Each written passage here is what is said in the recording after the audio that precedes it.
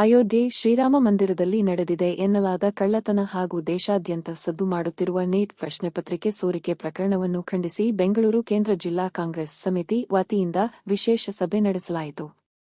ಎರಡೂ ಪ್ರಕರಣಗಳಲ್ಲಿ ಬಿಜೆಪಿ ಮುಖಂಡರ ಕೈವಾಡವಿದೆ ಎಂದು ಆರೋಪಿಸಿದ ಕಾಂಗ್ರೆಸ್ ನಾಯಕರು ಸುಪ್ರೀಂ ಕೋರ್ಟ್ ನ್ಯಾಯಮೂರ್ತಿಗಳ ನೇತೃತ್ವದಲ್ಲಿ ತನಿಖೆ ನಡೆಸಬೇಕು ಎಂದು ಒತ್ತಾಯಿಸಿದ್ದಾರೆ. ಪ್ರಧಾನಿ ಮೋದಿಯವರ ಮೌನವನ್ನು ಪ್ರಶ್ನಿಸಿರುವ ಮುಖಂಡರು ಮುಂಬರುವ ದಿನಗಳಲ್ಲಿ ಕೆಪಿಸಿಸಿ ಮಾರ್ಗದರ್ಶನದಲ್ಲಿ ಬೃಹತ್ ಹೋರಾಟ ಹಮ್ಮಿಕೊಳ್ಳುವುದಾಗಿ ಎಚ್ಚರಿಕೆ ನೀಡಿದ್ದಾರೆ. ಸಭೆಯಲ್ಲಿ ಕಾಂಗ್ರೆಸ್ ಪ್ರಚಾರ ಸಮಿತಿ ಅಧ್ಯಕ್ಷ ಜಿ. ಪ್ರಕಾಶ್, ರಾಜ್ಯ ಮುಖ್ಯ ಸಂಯೋಜಕ ಆದರ್ಶ ಯಲ್ಲಪ್ಪ ಸೇರಿದಂತೆ ಹಲವು ಪದಾಧಿಕಾರಿಗಳು ಉಪಸ್ಥಿತರಿದ್ದರು. ಈ ದೇಶದ ಪ್ರಧಾನಮಂತ್ರಿಗಳಾಗಿದ್ದ ಶ್ರೀ ಮನಮೋಹನ್ ಸಿಂಗ್ ಅವರು ನೂರಾರು ಪತ್ರಿಕಾಗೋಷ್ಠಿಗಳನ್ನ ಮಾಡಿದ್ದಾರೆ. ಆದರೆ ಇವತ್ತಿನ ಪ್ರಧಾನಮಂತ್ರಿಗಳಾದ ನರೇಂದ್ರ ಮೋದಿ ಅವರು ಕೇವಲ ಒಂದೇ ಒಂದು ಪ್ರೆಸ್ ಮೀಟ್ ಕೂಡ ಕಳೆದ 12 ವರ್ಷಗಳಿಂದ ಮಾಡಿದ್ದಾರೆ. ಅಷ್ಟೇ ಅಲ್ಲದೆ ಇವತ್ತು ದೇಶದಲ್ಲಿ ಕೋಟ್ಯಾಂತರ ಜನ ಭಕ್ತರು ಬಹಳ ಶ್ರದ್ಧೆ ನಿಷ್ಠೆಯಿಂದ ಅವ್ರ ಕೈಯಲ್ಲಿ ಏನು ಸಾಧ್ಯವಾಗುತ್ತೋ ಒಂದಷ್ಟು ಹುಂಡಿಗೆ ಹಣ ಹಾಕೋದಿರ್ಬೋದು, ಚಿನ್ನ ಬೆಳ್ಳಿ ಬಂಗಾರ ಕೊಡೋದಾಗ್ಬೋದು, ದೇವಸ್ಥಾನಕ್ಕೆ ಭಕ್ತಿಯಿಂದ ಇವನ್ನೆಲ್ಲ ನೀಡಿದ್ದಾರೆ. ಈ ದೇಣಿಗೆ ವಿಚಾರದಲ್ಲಿ ಇಂಥ ಒಂದು ದೊಡ್ಡ ಅವ್ಯವಹಾರ ನಡೆದಾಗಲೂ ಕೂಡ ಪ್ರಧಾನಮಂತ್ರಿ ಮೋದಿ ಅವರಾಗ್ಲಿ ಗೃಹ ಸಚಿವರಾದ ಅಮಿತ್ ಶಾ ಅವರಾಗ್ಲಿ ಇವತ್ತು ತನಕ ಒಂದು ಮಾತು ತುಟುಕ್ ಪಿಟಿಕ್ ಅಂತ ಹೇಳಿಲ್ವಲ್ಲ. ಇದನ್ನ ಯಾಕೆ ಅಂತ ನಾವು ಈ ಸಂದರ್ಭದಲ್ಲಿ ಪ್ರಶ್ನೆ ಮಾಡಬೇಕಾಗುತ್ತೆ. ಅಷ್ಟೇ ಅಲ್ಲದೆ ಏನು ಒಂದು ಬಿಜೆಪಿಯವರು ಅವರ ಅಸ್ತಿತ್ವವನ್ನು ಉಳಿಸ್ಕೊಳ್ಳೋಕ್ಕೋಸ್ಕರ ಇಡೀ ಹಿಂದೂ ಧರ್ಮದ ವಾರಸ್ದಾರು ಅನ್ನೋ ರೀತಿಯಲ್ಲಿ ರಾಮ ಜನ್ಮಭೂಮಿ ಅವರಿಗೇ ಸೇರಿದ್ದು, ರಾಮ ದೇವಸ್ಥಾನವನ್ನು ಅವರೇ ಸ್ಥಾಪನೆ ಮಾಡಿದ್ದು.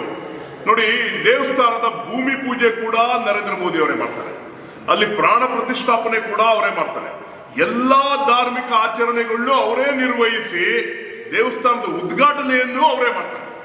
ಈ ಎಲ್ಲಾ ಸಂದರ್ಭದಲ್ಲೂ ಪ್ರಚಾರ ತಗೊಳ್ಳಕ್ಕೆ ಮಾತ್ರ ನಿಮಗೆ ಆ ದೇವಸ್ಥಾನ ಬೇಕಾಗಿತ್ತು.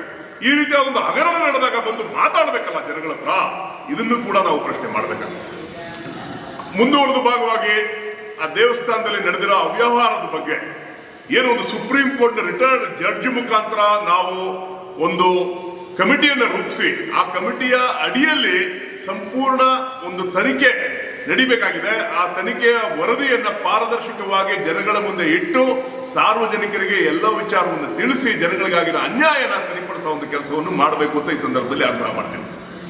ಅಷ್ಟೇ ಅಲ್ಲದೆ ಏನು ಈ ದೇವಸ್ಥಾನ ಇವತ್ತು ಒಂದು ಟ್ರಸ್ಟಿನ ಕಪಿಮುಷ್ಟಿಯಲ್ಲಿ ಸಿಗಾಕೊಂಡಿದೆಯೋ, ಏನು ರಾಮ ಜನ್ಮಭೂಮಿ ತೀರ್ಥಕ್ಷೇತ್ರ ಟ್ರಸ್ಟ್ ಅಂತ ಹೇಳಿ ಒಂದು ಟ್ರಸ್ಟ್ ಅನ್ನ ಮಾಡಿ ಅದಕ್ಕೆ ಪ್ರಧಾನ ಕಾರ್ಯದರ್ಶಿಗಳಾಗಿರುವ ಚಂಪತ್ ರಾಯ್ ಅನ್ನೊಬ್ಬ ವ್ಯಕ್ತಿಯು ಇವತ್ತೇನೋ ಒಂದು ರಾಜೀನಾಮೆ ಕೊಡೋ ರೀತಿಯಲ್ಲಿ ಒಂದು ನಾಟಕವನ್ನು ಮಾಡ್ತಾ ಇದ್ದಾರೋ, ಇದನ್ನು ಕೂಡ ನಾವು ತೀವ್ರವಾಗಿ ಖಂಡಿಸ್ತೀವಿ. ಇವರ ರಾಜೀನಾಮೆಗಳನ್ನು ಮತ್ತು ಅನಿಲ್ ಮಿಶ್ರಾ ಅನ್ನೋ ಇನ್ನೊಬ್ಬ ಟ್ರಸ್ಟಿ ಕೂಡ ಅಲ್ಲಿ ಎಲ್ಲವನ್ನು ನೋಡ್ಕೊಳ್ತಿದ್ದವರು ಅನಿಲ್ ಮಿಶ್ರಾ ಅವರು ಅಂತಾನು ಹಲವಾರು ಮಾಧ್ಯಮದ ವರದಿಗಳಲ್ಲಿ ಹೇಳುತ್ತೆ. ಇವರು ಕೂಡ ರಾಜೀನಾಮೆಯನ್ನು ನೀಡಿದ್ದಾರೆ.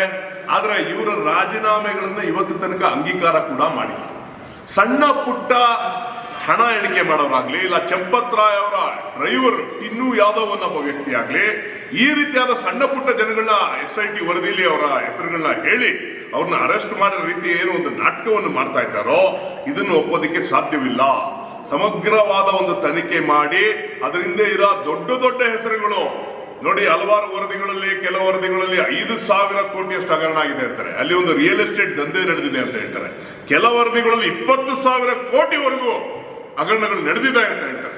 ಇವೆಲ್ಲ ಜನಗಳ ಮುಂದೆ ಪಾರದರ್ಶಕವಾಗಿ ತನಿಖೆ ಮಾಡಿ ಈ ವರದಿಯನ್ನು ಸಲ್ಲಿಸಬೇಕು ಅಂತ ಈ ಸಂದರ್ಭದಲ್ಲಿ ಆಗ್ರಹ ಮಾಡ್ತೀವಿ. ಆ ಮುಂದುವರೆದ ಭಾಗವಾಗಿ ಅಲ್ಲಿ ಒಬ್ಬ IAS ಆಫೀಸರ್ನ ನೇಮಿಸಿ ಅವ್ರನ್ನ CEO ಅನ್ನೋ ರೀತಿಯಲ್ಲಿ ಅಲ್ಲಿ ಆ ಟ್ರಸ್ಟ್ ಮುಖಾಂತರ ಅಲ್ಲ, ಇದು ಟ್ರಸ್ಟ್ ಬದಲು ಆ ಟ್ರಸ್ಟ್ನ ಅಧ್ಯಕ್ಷರನ್ನಾಗಿ ಒಬ್ಬ IAS ಆಫೀಸರ್ನ ನೇಮಿಸಿ ಅಲ್ಲಿ ಅಡ್ಮಿನಿಸ್ಟ್ರೇಷನ್ ಸಂಪೂರ್ಣವಾಗಿ ಬದಲಾವಣೆ ಮಾಡಿದ್ರೆ ಮಾತ್ರ ಈ ರೀತಿಯಾದ ಅವ್ಯವಹಾರಗಳು ಮುಂದಿನ ದಿನಗಳಲ್ಲಿ ಆಗೋದಿಲ್ಲ, ಇಂಥ ಒಂದು ಅನಾಹುತಗಳನ್ನ ತಪ್ಪಿಸಬಹುದು ಅಂತ ಕೂಡ ಈ ಸಂದರ್ಭದಲ್ಲಿ ಯಾವ ತನಿಖೆ ಆಗ್ಬೇಕು ಅಂತ ಆಗ್ರಹಿಸ್ತೀರಾ sir? Supreme court retired supreme court judge ಮುಖಾಂತರ CBIಗೆ ಕೊಡಬೇಕು ಅಂತ ವರ್ಗಾವಣೆ ಮಾಡಬೇಕು ಅಂತ ಇಚ್ಛೆ ಇದೆಯಾ? ನೋಡಿ, ಇದು ಕೇವಲ ಉತ್ತರ ಪ್ರದೇಶಕ್ಕೆ ಸಂಬಂಧಪಟ್ಟ ಇಶ್ಯೂ ಮಾತ್ರ ಅಲ್ಲ, ಇದು ಒಂದು ನ್ಯಾಷನಲ್ ಇಶ್ಯೂ. ದೇಶದ ಎಲ್ಲಾ ಹಿಂದೂ ಜನಗಳ ಭಾವನೆಗೆ ಧಕ್ಕೆ ಬಂದಿದೆ ಇವತ್ತು. ಮತ್ತೆ ಇಲ್ಲಿ ಹಣದ ಅವ್ಯವಹಾರಗಳಾಗಿದೆ, ಇದು ಒಂದು ಎಕನಾಮಿಕ್ ಕ್ರೈಮ್. ಇದು ಇಲ್ಲಿ CBI ಆಗಲಿ ED ಆಗಲಿ ಯಾಕೆ ಬಂದು ಹಸ್ತಕ್ಷೇಪ ಮಾಡ್ತಾ ಇಲ್ಲ? ಯಾಕೆ ಇದನ್ನ ಸಿಬಿಐ ತನಿಖೆ ಮಾಡಬಾರ್ದು? ಯಾಕೆ ಇಲ್ಲಿ ಇಡಿ ಬಂದು ತನಿಖೆ ಮಾಡಿ ಇಲ್ಲಾಗಿರೋ ಅವ್ಯವಹಾರದ ಬಗ್ಗೆ ಇಲ್ಲಿ ಏನು ಫಾರಿನ್ ದೇಶಕ್ಕೆ ವಹಿವಾಟಾಗಿದೆಯೋ ಹಣ, ಇಲ್ಲ ಯಾವ್ದಾದ್ರು ದೊಡ್ಡ ದೊಡ್ಡ ವ್ಯಕ್ತಿಗಳು ಇದ್ರ ಹಿಂದೆ ಇದ್ದು ದೊಡ್ಡ ಹಗರಣವನ್ನು ಮಾಡಿದ್ದಾರಾ ಅನ್ನೋ ತನಿಖೆ ಕೂಡ ಆಗಬೇಕಾಗಿದೆ. ಆದರ್ಶ್ ಯಲ್ಲಪ್ಪ ಅಂತ ಮುಖ್ಯ ಸಂಯೋಜಕ, KPCC ಪ್ರಚಾರ ಸಮಿತಿ.